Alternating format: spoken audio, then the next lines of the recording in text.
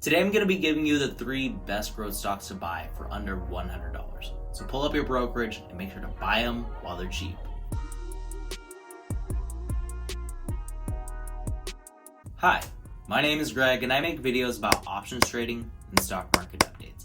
Today I have an absolute banger for you, the best growth stocks for under $100.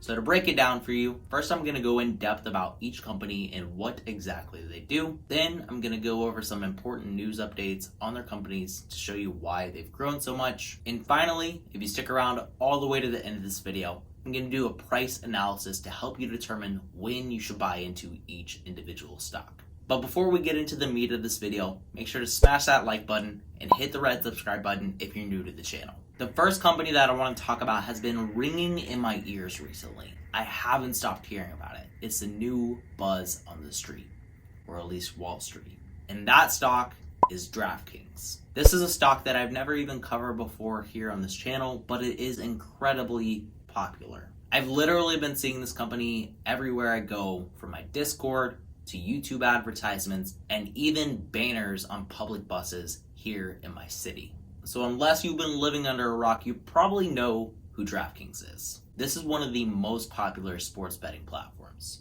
For the longest time, sports betting had a negative stigma behind it because it was illegal in the United States. But thanks to the Supreme Court on May 14th of 2018, they did legalize this nationwide. But thanks to good old states' rights, 6 states still don't allow for DraftKings. Now, in all honesty, I'm not much of a sportsman myself, but I am down for a little bit of online gambling. And DraftKings has just that with their virtual casino. And this kind of makes you wonder, do we really need Vegas anymore? The atmosphere of Vegas and the free drinks that they offer at the casinos makes it a deal breaker for me. But what are your thoughts on this? DraftKings has taken the world by storm, and so has their stock. They first went public through a special purpose acquisition company, also known as a SPAC. This SPAC was Diamond Eagle Acquisition, formerly under the ticker symbol DEAC, and now they're trading under DKNG for DraftKings. These two companies announced this merger back in December of 2019, and their stock was on an absolute tear over the next 2 months, from a price of just $10 all the way to $19, right before they were hit with the 1-2 punch from the Rona. This ended up sending their stock back down to around $11, and now they're trading just above $48. So this is a 4 times increase over the last 7 months. That's huge. And it makes sense with casinos being shut down for so long and all the restrictions that are placed on them right now. People needed an outlet for their gambling addictions. Some people chose stocks and options trading, like I did, and other people chose DraftKings. The best part of this stock is that they have positive news coming out about their company pretty much every single week. And this is why their stock is up so much in the last month. Over the last 2 months, they've had some pretty big announcements. First was a collaboration with the ESPN. This was a massive deal.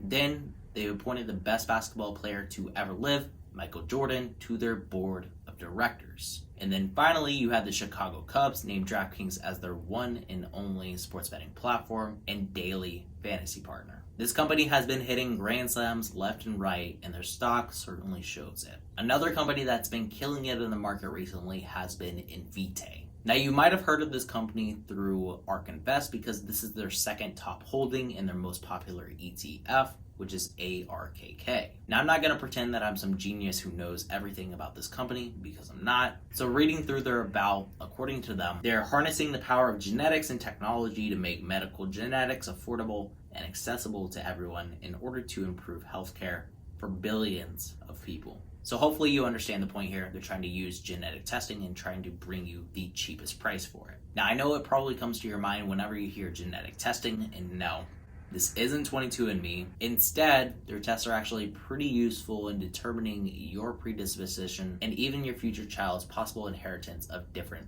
health risks. Invitae has been one of the best stocks to invest in over the last few years. They first started out around $19 whenever they first IPO'd, and this was followed by a nasty 3-year sell-off to under $5, and right now they're trading for 10 times that amount at $50. Now, fundamentally, this company makes no sense to invest in since they've been losing money every single quarter since they first went public. But the recent growth in the stock market is based on speculation of the massive adoption of genetic testing in the future. But what really lit the fire on the growth of their stock over the last month has been some important news catalysts that have come out recently.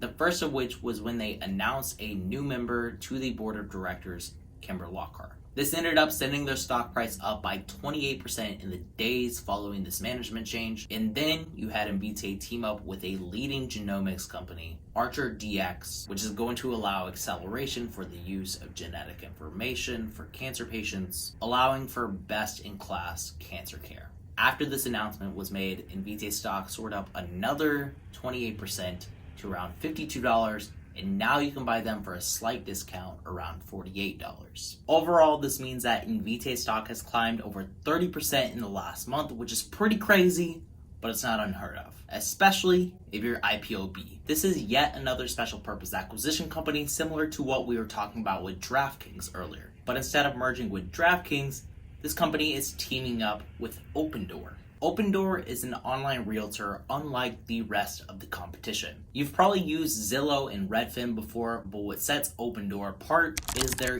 ease of use. Opendoor literally gives you the ability to sell directly to them, so you don't have the headache of finding a realtor. If you decide to sell your house to Opendoor, you'll receive your cash within a few days. That way you're able to buy into a new house quickly. Obviously, this is also a listing site, so you can list your house for sale. And if you're looking to buy into a house, they offer their own financing with Opendoor home loans. They offer some pretty competitive rates as low as 2.75%.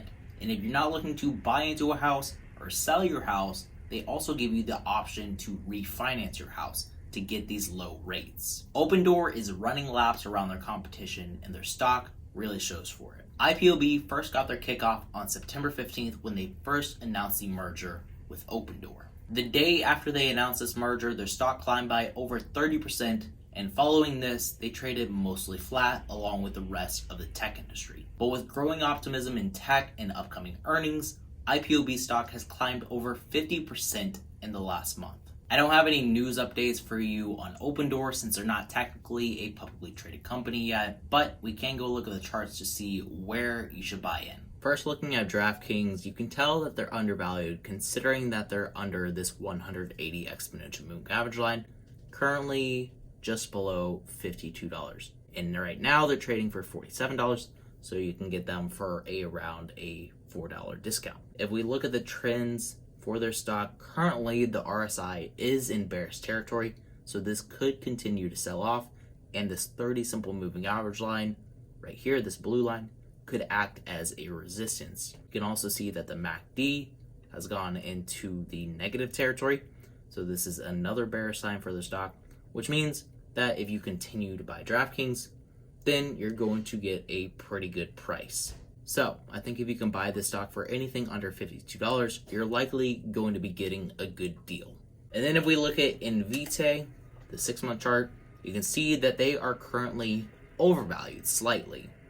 If you buy them for around $46, this would likely be a better price or the most optimal price, because this would be where their 180 exponential moving average line is as right now. And of course, if we look at the trends, you can see that they've been trending in bullish territory between around 45 RSI and 75 RSI. So that is their bullish territory, but the MACD is indicating signs that they're going to continue to sell off, considering that this blue line just crossed the 0 mark right here. So this downtrend could present a good buying point for Invitae, especially if you can buy it for anything under $46. And then finally, if we check out IPOB, they are incredibly overvalued. But their valuation is kind of hard to determine since they're not technically their own company yet. As I was talking about earlier, this is a SPAC. If we look at the 180 exponential moving average line, currently it's at 1935, and they're trading for $26. This means that they are $7 overpriced, which makes up for 36%. So if you wait a little bit, you might be able to catch this for a better price, as we saw back here. So last time they soared up, they traded flat, fell to the 30 simple moving average line, traded up again, fell to the 180 exponential moving average line. But keep in mind, this was when most of the other tech stocks weren't doing well as well. Now that the overall tech industry has some positive momentum, the stock could obviously continue to surge up, and I would think that it might even hit $30 before it comes back down to the 30 simple moving average line around $23. Best price for IPOB stock as of right now would be around $19. A decent price might be around $22. That's about a $4 difference from where they're at right now, so that's about a 20% loss, which is definitely more achievable. Personally, I'm planning to buy into IPOB stock whenever it hits around $22 if they hit that in the next week or two. And if you want to keep up with what trades, what investments I'm making on a day-to-day basis, I post all of my trades over on my Discord. It's the first link in the description, it's pinned in the comments, and it's completely free. That wraps up my video on the best growth stocks to buy for under $100. And as always, thanks for tuning in, and remember to stay positive, stay green. I'll catch you in the next one. Bye, guys.